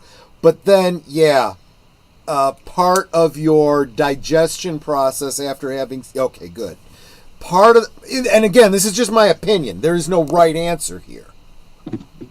Only you can answer this question for yourself. But my opinion is part of your digestion of it should be not only The Final Dossier, but the secret history of Twin Peaks as well. And you might be tempted to dive into the secret history of Twin Peaks before having watched, recently saw all the Judy stuff, which I never thought of on watching The Return. Yeah, we're gonna get really into all of that. That's let's face it, that is far more recent. We've had we're going on almost 30 years now that we've had to digest the first 2 seasons. I haven't had near as long to digest the season 3, and so there's still a lot of elements I need to go do some research on. And like I said, a great start is The Final Dossier and the Secret History of Twin Peaks. And there are things in the Secret History of Twin Peaks that would scramble your... I mean, it seems like a pretty straightforward adaptation and expansion of the Access Guide to Twin Peaks. But there's some things that you'll look at and go, that doesn't seem right. I think that's wrong. I think they're making stuff up until you see The Return, and then you go, oh, I get it. If you've already seen The Return, then I don't think that the order matters. It just depends on what you want to focus on, what element of the lore. They kind of go well together. I'll say it this way. I think Final Dossier is a little bit shorter, so you can read it through a number of times and then jump into a Secret History of Twin Peaks. And look, if you're like me, you got to get both the hardcover, the physical copy of the books, and the audio version of the books. I got them both. It's worth it. But I'm a completist. I have a problem, and Netter's my enabler. So, that's... There's that. So there is that element of it. But man, I don't know if you've been here all night with us, Knights of Old, but man, I'm glad you stopped by, and I hope you continue coming. We're going to keep doing this for every Tuesday, 8:30 Eastern, 7:30 Central. And like I said, we've just watched the first 2 seasons. We're going to do another little talk and summation next week, and then we're going to jump into Firewalk with Me and the Missing Pieces in a couple weeks. And then we'll decide where we're going to go from there, but we're probably going to go right into the Return. And that's... That's going to be a whole new dive, because Deleted Scenes hasn't seen that yet. This will be his first time through. Oh, so you just tuned in. Yeah. We watched a little tongue-in-cheek pseudo-biopic of the bird from the opening credits, Flappy. It was a fan film. Another fan film, a very surrealistic one. He billed it as a dramatization of a dream that he had after a 25-hour Twin Peaks marathon, and then we watched the Georgia coffee commercials from Japan, and yeah, we're just wrapping up now. So good. I'm glad I got a chance to say hi to you and invite you in. He says, I'm in Seattle, so right by the lodges. Wow. Did you ever go to the Twin Peaks festivals when they had them? I know they're doing something new now that I've never been to, but up until like 2015, 2014 or so, they had a festival every year that... the Netter and I went to all the time. At some point in the future, we'll share some of our pictures and whatnot from the festival. But and we're in the Twin Peaks yearbook. Yeah, we're in the Twin Peaks yearbook. So we got to be in the same graduating class with Donna and James and Mike and Bobby. But yeah, there you go. So. Yeah, we'll be talking more in the weeks to come. Back to you, Deleted Scenes. All right. Well, we were going one time around the horn. Homer's already told us what he has coming up for his channel. Netter, it is your turn. What do you have coming up? It's my turn. Yes. On Thursday things, my special guest will be Mrs. Dadman Walking 55, so we get to hear from the wife. The husband, Dadman Walking 55, we'll hear from 3 weeks after that. But since Mrs. Dadman Walking 55 is new to me, I'm interested in hearing more about her and more about her channel, and I hope you are as well. Please make sure that you are there 9 p.m. Central, 10 p.m. Eastern, and you can also learn about Mrs. Dadman Walking 55. On Saturday, it is Dolores Claiborne. I was trying to think if it was my week or Yep. Big L's. It's my week. So back over on Netter's Network, we will be watching Dolores Claiborne. It's actually a really great film. I haven't seen it in years, but yeah, it's got Kathy Bates in it. It's Kind a of really a great film. dark mystery film, yeah. Yeah, but I like those. Yeah. Yeah, so if you like dark mystery films, it's the movie you want to watch. A Cosme link will be provided so that you don't have to have a copy yourself. Let's see. Of course, I co-host on Friday Night Last Call, and then I'll be back here again next Tuesday for another exciting Twin Peaks memory. Yeah. That's all. Yep. All right, Troy. Yeah, so I co-host on Netters Network on Thursdays, so I'll be in on that Mrs. Dadman Walking conversation. Friday, I'm going to make a decision right now, Boomer. I think we go with your suggestion. Okay. We are going to talk about urban legends, right? Urban legends. What I can do is, but these won't necessarily be the scary ones, although I can do some of those too if you want. But I'm thinking, let's find 10 urban legends and we'll see if you believe them or not. How's that sound?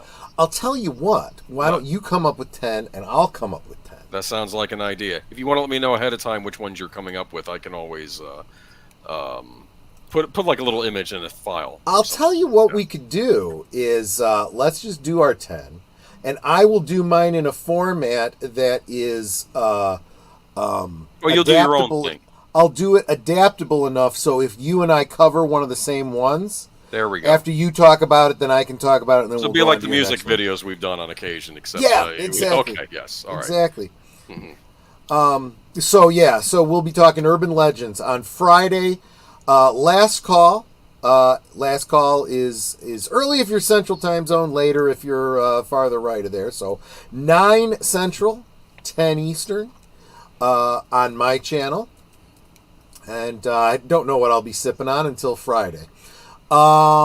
Saturday I'll be there for the Dolores Claiborne watch party, hosting it on Cosme so you can watch along with us. Sunday, of course, I'll be there for Geeky Geezers. I will have the notes done for you on time this week, Age of Boomer. Monday will be a very special double feature on Monday night at the movies. What? It will be tomato twofer. What? We will do fried green tomatoes and Attack of the Killer Tomatoes. It's tomato twofer on Monday night at the movies. Are you going to have a Bloody Mary? Well, you don't drink on your Monday night. I just might. I've been having some pretty rough weeks lately. You can have a tomato juice instead. I have tomato juice. We do have tomato juice, but I non-alcoholic. I definitely have the fixings for a Bloody Mary. It depends on what my Monday is like. So we'll see. Well, you're Italian, right? You love those tomatoes, right? Yes, I do. That was a line on Oz when the one Italian mobster guy looks at the Irish guy and says, "You Irish, you can never appreciate anything as simple and beautiful as a tomato." And he's holding his hand. He says, "But what about a potato? What's simpler than a potato?" It's a good point. I mean, it really is a good point. I take a tomato over potato any day. I'll say that. I need both. I'm part Irish. I need both so I can make potato gnocchis. Yes. There you go. All right. Well, that takes it back around to myself, and I have my usual this week coming up Thursday at 4 p.m. I'll be joining Jedi Bill for Action Theater, and we're going to be watching Godzilla -1. Then, of course, join me later on that night after Thursday Things at 11:30 for the weekend update. We get to find out what I'm going to be doing over the weekend. I will, of course, be continuing my series Unscripted, which is Saturday nights at 8 o'clock. No, Sunday nights at 8 o'clock. Also, The Other Side of Midnight, which is 12:05 a.m. Eastern, 11:05 Central. This Friday, I am going to be joining Big Al Presents for a special Friday night edition of Films with Friends at 8 p.m., along with soundtracks of Birdman, Sparkwood, and Saga. Then, of course, join me later on that night after Thursday Things at 11:30 for the weekend update. We get to find out what I'm going to be doing over the weekend. I will, of course, be continuing my series Unscripted, which is Saturday nights at 8 o'clock. Also, The Other Side of Midnight, which is 12:05 a.m. Eastern, 11:05 Central. This Friday, I am going to be joining Big Al Presents for a special Friday night edition of Films with Friends at 8 p.m., along with soundtracks of Birdman, And we're going to be watching 300 Rise of an Empire. Whoa. Yeah. Roll that beautiful Eva Green footage. Okay. Are you And able of to? course, Are you having soundtracks with Birdman with you that night? that is the plan, yes. Good. He's good people. We haven't got a stream in a little while, but yeah. Yeah, it's been a Well, while. he likes Ava Green, so I kind of get him. Everyone likes Lava Green. I'm sorry. Well, maybe not you, but I don't know. I saw her in a Dame to Kill for the Sin City one. Ah. And then, of course, remember, every Tuesday night at 8:30 p.m. will be live from Sparkwood in 21, where we will be back for the second half of our See You in 25 Years retrospective. And I also want to remind everybody, oh, we lost Troy. We did? Oh, am I still on? Yes. Uh-oh. Hello? Hold on. He actually kicked himself out. He'll be right back. Okay. Flappy. Flappy. All right. And I do want to remind everyone, little channel alert here. Mystery Movie Night at Regal, well, the Regal and the AMC, and welcome back, Troy, will be returning. Since Corner, Off the Cover, and myself will be reviewing whatever the movie might be.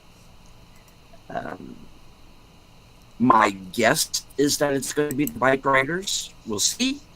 I could be mistaken, but that's my best guess right now. So join us on the 17th at 10 p.m. for your mystery movie.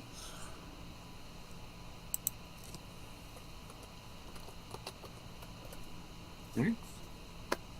And Knights of Old, who has joined, who appears to be a Twin Peaks fan, I have dropped his link in all of the chats.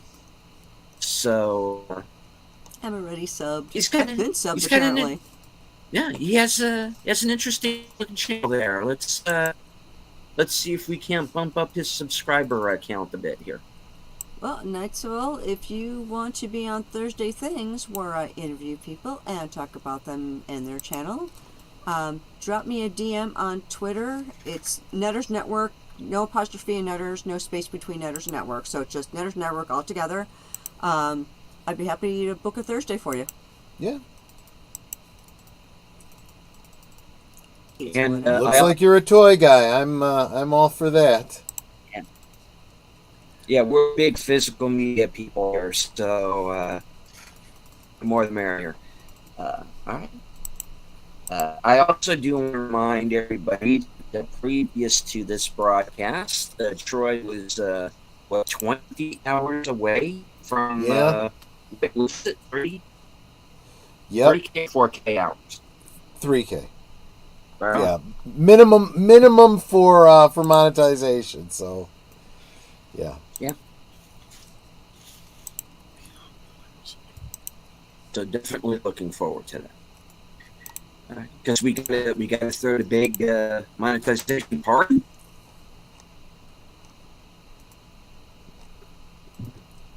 Cool.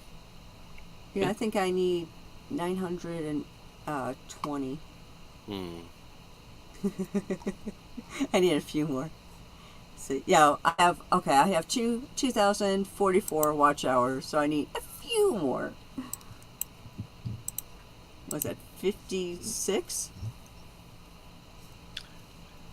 Yeah, 956. I'll get there. Just keep watching, everyone. They stopped telling me after I have 4K. What was that? Unless I'm missing something here. They stopped telling me how many hours I have after I have 4K. So. Oh. Wow. Unless there's someplace I can look that I don't know about. But No. anyway, not important. Moving right along. All right. I do want to say thank you to everyone who's following along with us on Twitter and Rumble. I can't see you, but I know that you're there. There's always a couple of lurkers in the background. Quite all right. You do not have to engage with the chat, just as long as you enjoy the show. Hit the like, share out the stream, and if you are new to any of our channels or the channels of those who are in our chat, please feel free to subscribe. I'm currently 16 subs away from 2,200. I'd really like to hit that goal sometime in the next week or two.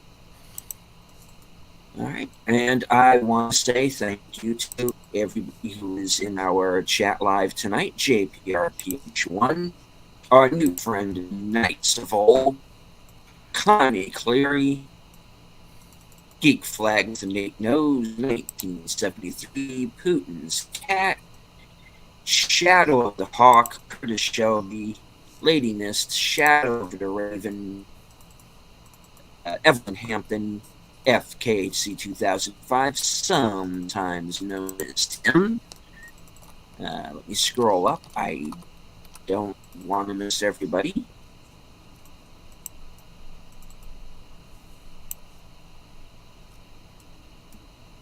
Big Al Presents, of course, was with us earlier in the show. All right. I think that's everybody. If I left anyone out, I apologize. Did you say Lady Mist? I did. Okay. Pretty sure I did. All right. Any final words before we close it out?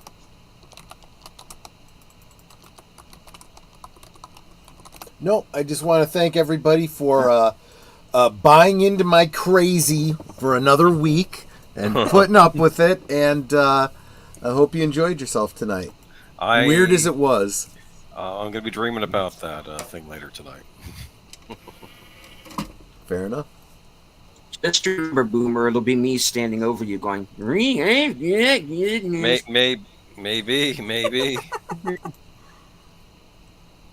That usually is going to come back in style. I might also be eating creamed corn. No, don't ever do that. Okay, no.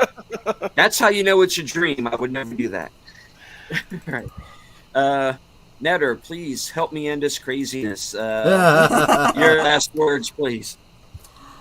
We can talk amongst ourselves, and that's all well good and fun.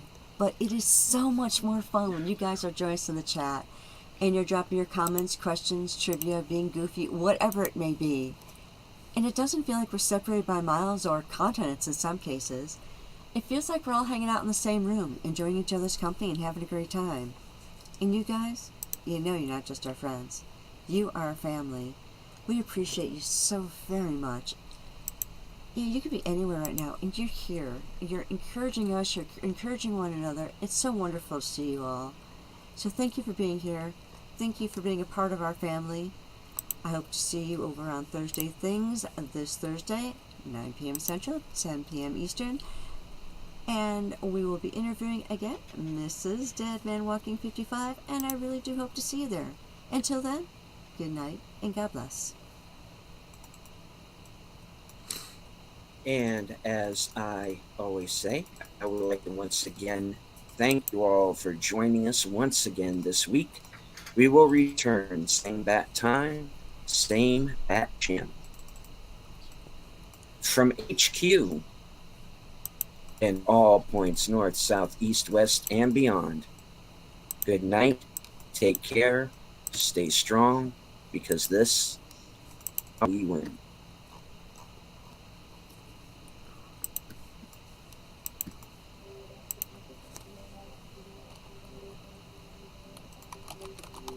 Was it seduction or illusion? Deception or murder? Nothing is what it seems in a town like Twin Peaks. Starring Kyle Clark, Michael Onke, Laura Flynn Boyd, Charlotte Fenn, and Joan Chen.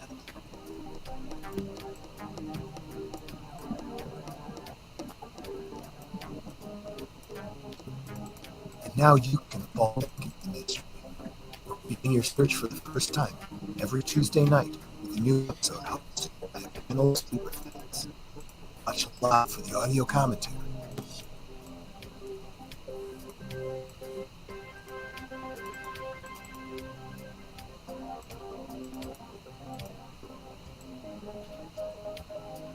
No one is innocent,